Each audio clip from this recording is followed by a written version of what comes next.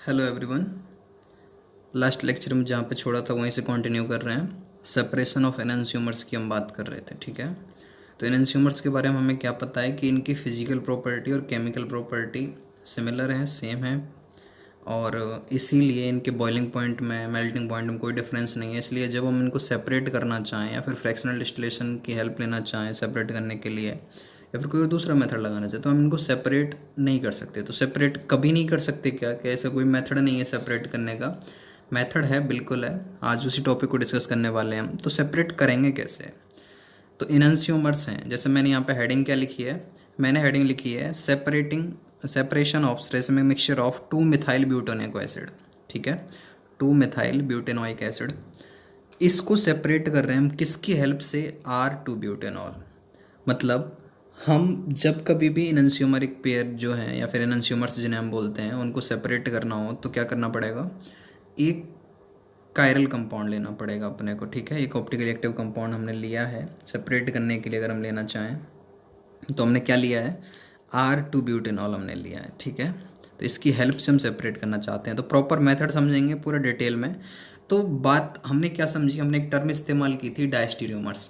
तो डायस्टीरियोमर्स में अगर मैं इसे कन्वर्ट कर दूं, इन दोनों को रिएक्शन करा के अगर मैं डायस्टीरियोमर्स में कन्वर्ट कर दूं, तो डायस्टीरियोमर्स की खास बात क्या है कि उनकी फिजिकल प्रॉपर्टीज डिफरेंट हैं। फिजिकल प्रॉपर्टीज डिफरेंट हैं, इसका मतलब क्या है? इसका मतलब है कि मेल्टिंग पॉइंट, बॉइलिंग पॉइंट, ये सब डिफरेंट हैं, और आराम से उनका फ्रैक्शनल डिस्टिलेशन कर सकते हैं। हमारा टारगेट भी वही है और हम करने वाले भी वही हैं, ठीक है। चलो कंटिन्यू करते हैं। सबसे पहले मैं 2 मिथाइल ब्यूटेनोइक एसिड अगर ड्रॉ करना चाहूँ तो कैसे करूँगा? देखो, सबसे पहले हम फॉर्मूला लिख लेते हैं, CH3CH2 CH CH3 COH। ये क्या है? 2 मिथाइल ब्यूटेनोइक एसिड है, ठीक है। और साथ में क्या ले लिया हमने? R2 butanol. अगर पहले मैं 2 ब्यूटेनॉल दिखा देता हूँ, फिर R2 ब्यूटेनॉल दिखा सकते हैं हम, ठीक है। अब ये S क्या है, R क्या है, तो इन सब के लिए अलग वीडियो बनाएंगे हम एक, ठीक है। उसमें इन सब की बात करेंगे, सारे अच्छे एग्जाम्पल्स भी कवर करेंगे उसमें, जिसके बाद कोई डाउट नहीं रहेगा कि ये R कैसे देखना है, S कैसे देखना है, ठीक है। अब देखो, ये क्या है? 2 मिथाइल ब्यूटेनोइक एसिड है, ये 2 ब्यूटेनॉल है। अब इनके सेपरेशन की बात करनी है हमें, और ये इसका एक रेसिमिक मिक्सचर है, रेसिमिक मिक्सचर, और ये सिर्फ R प्रेजेंट है। तो इसका अगर रेसिमिक मिक्सचर है तो मतलब इसमें R भी प्रेजेंट है और S भी प्रेजेंट है, ठीक है। तो दोनों केस को हम ले रहे थे। दोनों केस की अगर बात करें तो देखो, CH3 लिया मैंने, C2H5 लिया, और यहाँ पे H है और COH है, ठीक है। जो लिखने का तरीका है, मैंने COH को इधर क्यों लिखा वो अभी पता चल जाए, क्योंकि मेरे को रिएक्शन दिखानी है अभी, ठीक है। और R2 ब्यूटेनॉल दिखाना चाहें हम, तो R2 ब्यूटेनॉल कैसा दिखेगा हमें? CH3 C2H5 OH H, ठीक है। कुछ इस तरीके से R2 ब्यूटेनॉल।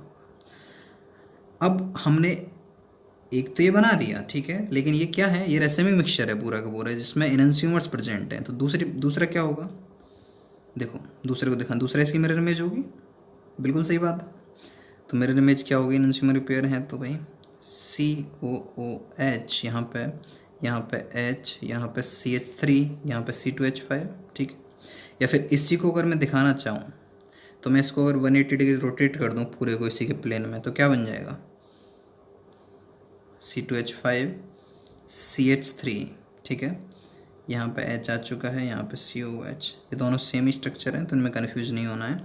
तो हमने क्या दिखा दिया यहाँ पे? इनन्सियोमर्स पेयर कैसे दिखा दिए? CH3 C2H5, यहाँ पे H, यहाँ पे COH, यहाँ पे C2H5, यहाँ पे CH3, यहाँ पे H, यहाँ पे COH, ठीक है।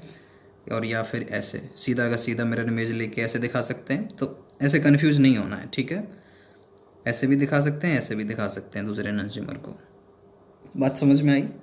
अब देखो, अभी आगे बढ़ते हैं। अब इनकी हेल्प से हम कैसे इनको सेपरेट करने वाले हैं? ये जो हमने R2 ब्यूटेनॉल लिया है, इसकी हेल्प से हम कैसे सेपरेट कर सकते हैं, उस चीज़ को समझते हैं अभी, ठीक है।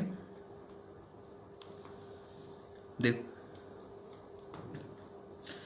ये हमें पता है कि अगर इनकी रिएक्शन कराई जाए, कि एसिड और एल्कोहल की रिएक्शन कराई जाए, ठीक है, एसिडिक मीडियम में, तो क्या बनेगा? एस्टर बनेगा।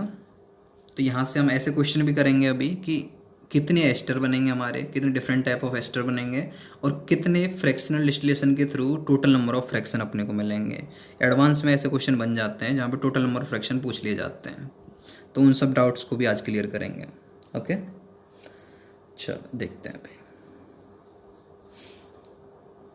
अभी देखो, तो हमने क्या लिया है, CH3, यहाँ पे H है, COOH और C2H5। मैं पहले एनंसियोमर को ले रहा हूँ अभी, ठीक है। रिएक्शन कराई गई किसके साथ में, R2 butanol, OH H C2H5। इनकी प्रॉपर मैकेनिज्म क्या होती है, वो ORM जब होगी, जब बात करेंगे ऑर्गेनिक रिएक्शन मैकेनिज्म में, ठीक है। अभी सिर्फ इतना समझ लेते हैं कि एसिडिक मीडियम हम ले रहे हैं यहाँ पे। ओके, तो क्या बनेगा प्रोडक्ट, यहाँ से OH गया, यहाँ से H गया, और इस तरीके से। तो क्या बना फाइनली, यहाँ पे देखो एक बार ऑब्जर्व करो, CH3 C2H5, यहाँ पे H, यहाँ पे COO CH3 C2H5 और H मिल पा रहा है हमें, समझ में आई बात, ये मिला, इसको कोई फर्स्ट प्रोडक्ट मिला अपने को।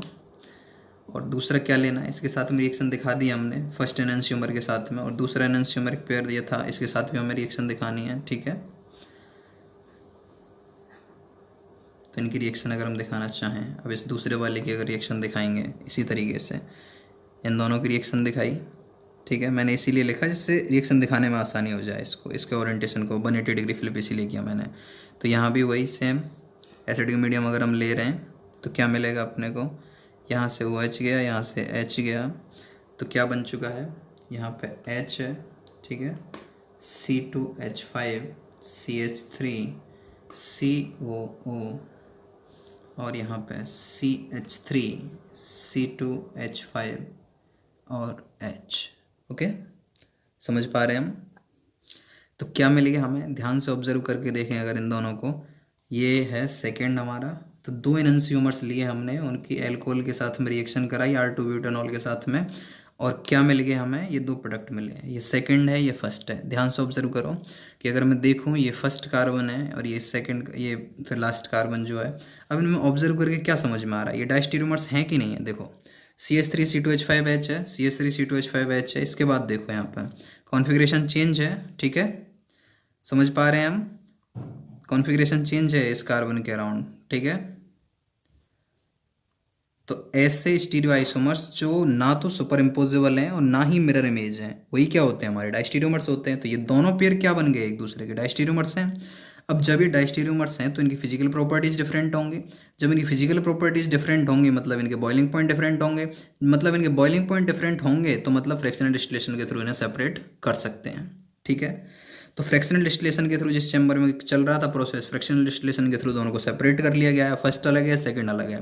लेकिन हमारा ऑब्जेक्ट क्या था, अब ये क्या है, ये तो डायस्टीरियोमर है, हमारा ऑब्जेक्ट क्या था, हमारा जो टारगेट था, क्या अचीव करना था बेसिकली, हमें चाहिए थे दोनों एनंसियोमर सेपरेट चाहिए थे, ठीक है। तो अभी देखते हैं आगे और कैसे अचीव कर सकते हैं। अभी दो प्रोडक्ट अपने को मिल चुके हैं फाइनली, ठीक है, उन दो को ही ध्यान में रखते हैं, बाकी मैं रोक कर देता हूँ। अब ये जो दोनों प्रोडक्ट बन चुके हैं, इन दोनों को हम सेपरेट कर सकते हैं, क्योंकि ये क्या है, डायस्टीरियोमर पेयर हैं। ये दोनों क्या हैं, ये फर्स्ट एंड सेकंड क्या हैं, डायस्टीरियोमर्स हैं, ओके। ये जो फर्स्ट और सेकंड है ये डायस्टीरियोमर्स हैं, तो इनको हम सेपरेट कर सकते हैं आसानी से। इन दोनों को सेपरेट कर लिया गया है, दोनों अलग अलग कंटेनर में पहुंच चुके हैं। अब इनका आपस में कोई हिस्सा नहीं है, ये अलग है, ये कंटेनर में, ये अलग एक कंटेनर में है, ओके। अब हमें क्या चाहिए था, हमें तो चाहिए भाई हमारे क्या, एनंसियोमर्स, ठीक है। तो एनंसियोमर्स हमें अटेन करने हैं, तो क्या करेंगे, वापस, अब ये फ्रैक्शन डिस्टिलेशन के थ्रू ये तो सेपरेट हो चुके थे, अब इसमें एसिडिक मीडियम में हाइड्रोलिसिस कर रहे हैं, इसका हाइड्रोलिसिस किया तो जैसे जिस प्रोसेस से हम चले थे वही वापस मिल जाएगा अपने को, क्योंकि हमें पता है कि ये प्रोसेस कैसा है, रिवर्सिबल है। तो सेम उसी तरीके से ही OH और यहाँ पे H ऐड हो जाएगा, तो क्या मिला अपने को, H CH3 C2H5 COOH, और जो लेके चले थे वो हम अपना वापस मिल गया। ठीक है, फ़ायदा क्या हुआ? फ़ायदा ये था कि अब ये दोनों अलग अलग कंटेनर पहुंच चुके हैं। एक कंटेनर के प्रोडक्ट ये दिखा दिए हमने, ये दोनों सेपरेट कर सकते हैं इन दोनों को, क्योंकि इन दोनों की तो कोई आपस में रिजेम्बलेंस ही नहीं है प्रॉपर्टीज़ की। ये दोनों को बड़े आराम से सेपरेट कर सकते हैं। ठीक है, और सेम इसके साथ में एसिडिक मीडियम में हाइड्रोलिसिस किया गया इसका H3O+, वापस क्या मिल गया अपने को? यहाँ पे OH, यहाँ पे H, तो C2H5 CH3 HCOOH plus CH3, यहाँ पे OH H C2H5। समझ पा रहे हैं? ठीक है, तो क्या हुआ है, प्रोडक्ट क्या मिल चुके हैं। ये एनंसियोमर एक अलग कंटेनर में है, ये एनंसियोमर दूसरे कंटेनर में है। यही तो हम चाहते थे, इस तरीके से हम इनको सेपरेट कर पाए। तो यही प्रोसेस है इनको सेपरेट करने का। कुछ और एग्जांपल्स लेते हैं, अभी समझने की कोशिश करते हैं। ठीक है,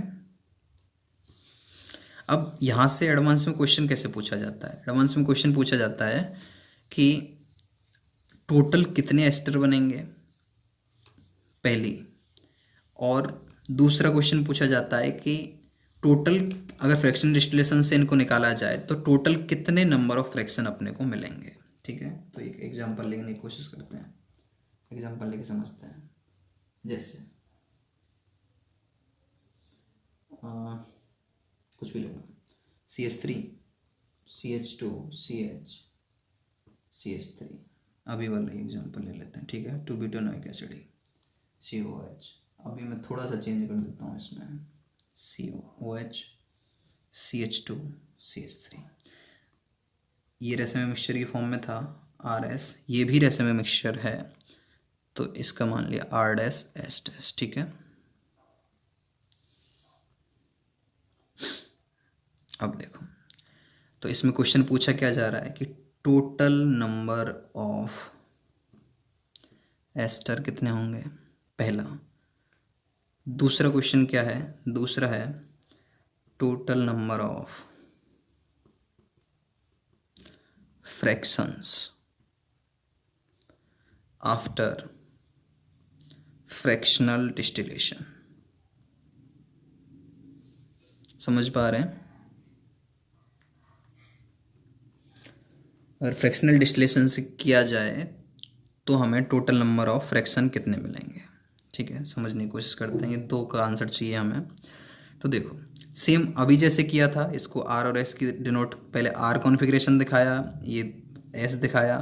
तो पहले क्या था कि ये जो था इसका एक ही ओरिएंटेशन था, सिर्फ R' था। दो डायस्टेरियोमर हम अपने को मिले क्या थे, सिर्फ R' अगर हो, ये अगर RS है जैसे पिछले वाले की तरह, ये R' था, तो क्या मिले थे अपने को, एक तो R का कॉम्बिनेशन मिल सकता है, एक S R का कॉम्बिनेशन मिल सकता है, और दोनों क्या हैं, डायस्टेरियोमर हैं।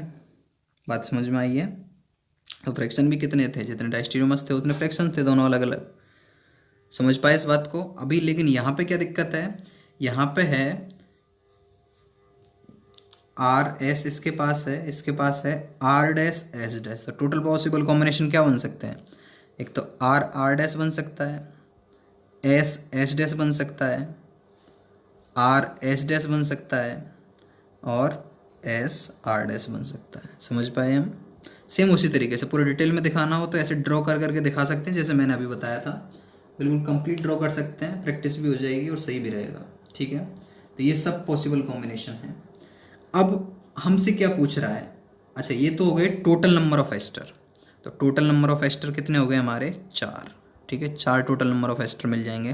तो फर्स्ट का आंसर क्या आ चुका है हमारा, 4। ठीक है, और अभी इसका फ्रैक्शनल डिस्टिलेशन किया गया था, टोटल नंबर ऑफ फ्रैक्शन कितने मिलेंगे, मैंने कहा 2 मिलेंगे। क्यों मिलेंगे 2? क्योंकि इनमें से पेयर्स हैं, ध्यान से ऑब्जर्व करें तो पेयर्स दिख पा रहे हैं अपने को, ध्यान से देखो कि R और S एक पेयर, ठीक है, और RS SR ये दोनों एक पेयर। तो ये क्या है, ये एनंसियोमेरिक पेयर है, और एनंसियोमेरिक पेयर का तो एक ही फ्रैक्शन होता है। बात समझ में आ रही है? ये दोनों क्या हैं, पेयर्स की फॉर्म में प्रेजेंट हैं। ये एक एनंशियोमेरिक पेयर है, ये दोनों आपस में एनंशियोमर्स हैं, ठीक है। तो एनंशियोमेरिक पेयर एक हो गया, ये भी। तो इनको फ्रैक्शनल डिस्टिलेशन से सेपरेट कर ही नहीं सकते हम उस कंडीशन में। तो इन दोनों का मिला के एक फ्रैक्शन होगा, इन दोनों का मिला के एक फ्रैक्शन होगा, तो टोटल नंबर ऑफ फ्रैक्शन कितने होंगे अपने, 2 होंगे, ठीक है। समझ में आई ये बात, ये अच्छे क्वेश्चंस हैं। अब देखो एक दो क्वेश्चन और ले लेते हैं यहीं पे ही, जिससे चीज़ें और ज़्यादा क्लियर हो पाएँ, ठीक है। कुछ और एग्जांपल्स लेते हैं एक दो। देखो अगर मैं ले लूँ CH3CHPH COOH, ठीक है। ये भी रेसिम मिक्सचर है, R और S कॉन्फ़िगरेशन प्रेजेंट हैं इसके दोनों, इसके अराउंड, ठीक है। और हमने दूसरा कोई अकायरल ऑब्जेक्ट ले लिया, अकायरल कंपाउंड ले लिया सब, CH3CH2OH, ठीक है। कोई अकायरल कंपाउंड ले लिया। अभी ऑप्टिकली एक्टिविटी सब सिमेट्री एलिमेंट्स को यूज करके हम सीखेंगे, वो भी उस टॉपिक की भी बात करेंगे। पहले मैं सोच रहा था इसको फिनिश कर देता हूँ, ठीक है। ये काम आता रहता है एनंशियोमर्स वाला, स्टेप बाय स्टेप सब पे जाते जाएंगे। अब देखो यहाँ पे क्या है, ये तो अकायरल है, तो पॉसिबल कॉम्बिनेशन क्या है, यही है R और SE। तो टोटल नंबर ऑफ एस्टर कितने बन गए भाई, 2 ही बनेंगे। एक तो R के साथ इसका कॉम्बिनेशन, एक S के साथ इसका कॉम्बिनेशन, तो टोटल 2 एस्टर बन गए, ठीक है। और फ्रैक्शन कितने होंगे, फ्रैक्शन एक ही तो होगा जो बनेगा, ये आपस में एनंशियोमर्स ही तो हैं। एक तो टोटल नंबर फ्रैक्शन कितने हो गए, एक ही तो होगा। टोटल नंबर ऑफ फ्रैक्शंस 1, क्योंकि एक R का इसके साथ कॉम्बिनेशन है, S का इसके साथ कॉम्बिनेशन, लेकिन ये दोनों आपस में तो क्या है, एनंशियोमर्स हैं, तो कुछ चीज़ बदली नहीं। समझ पाए हम इस चीज़ को। तो टोटल नंबर ऑफ फ्रैक्शन कितना होगा, 1 होगा, ठीक है। और एक क्वेश्चन और कर लेते हैं अभी। देखो इधर एक क्वेश्चन और करना चाहें, लास्ट क्वेश्चन। तो यहाँ पे अपने को क्या बताना है, ये CH3 है, तो यहाँ पे क्या बताना है अपने को कि ये कई सारे एग्जाम्पल ले रखे हैं और फ्रैक्शनल डिस्टिलेशन हम कर रहे हैं, तो टोटल मिला के अपने को टोटल नंबर ऑफ फ्रैक्शन कितने मिल पा रहे हैं, ठीक है। टोटल नंबर ऑफ फ्रैक्शन कितने होंगे हमारे, तो कैसे पता लगाना है। देखो अगर जितने भी डायस्टेरियोमर्स हैं वो सब फ्रैक्शन कितने मिलेंगे अपने को, ये कैसे पता चलेगा भाई। फ्रैक्शन जितने कंपाउंड होंगे, जितने एलिमेंट्स होंगे, अगर वो आपस में एनंशियोमर्स नहीं है, तो जितने एलिमेंट्स, जितने कंपाउंड हैं सॉरी, तो उतने ही अपने को क्या मिलेंगे, फ्रैक्शन मिलेंगे। एनंशियोमर्स में क्या उन्हें सेपरेट नहीं कर सकते, तो पूरा का पूरा पेयर का एक ही काउंट होगा। अब इसमें से बस चेक कर लेना है अपने को कि एनंशियोमर्स कोई है कि नहीं है। तो यहाँ पे ध्यान से देखो, मेरे को एक पेयर दिख रहा है कि ये दोनों क्या हैं, आपस में एनंशियोमर्स हैं, तो इनको तो सेपरेट कर ही नहीं सकते हम फ्रैक्शनल डिस्टिलेशन की तरफ से, फ्रैक्शनल डिस्टिलेशन से डायरेक्ट, ठीक है। तो इन दोनों का एक पेयर, और बाकी तो मेरे को कहीं भी कोई भी एनंशियोमरिक पेयर दिख नहीं रहा है, तो इन दोनों का तो एक ही काउंट हो गया। तो ये 1, ये 2, ये 3 और ये 4। तो टोटल नंबर ऑफ फ्रैक्शन कितने मिलेंगे अपने को, 4 टोटल नंबर ऑफ फ्रैक्शन मिलेंगे, ठीक है। अगर वीडियो अच्छी लगी हो तो वीडियो को लाइक करें और शेयर करें। Thank you.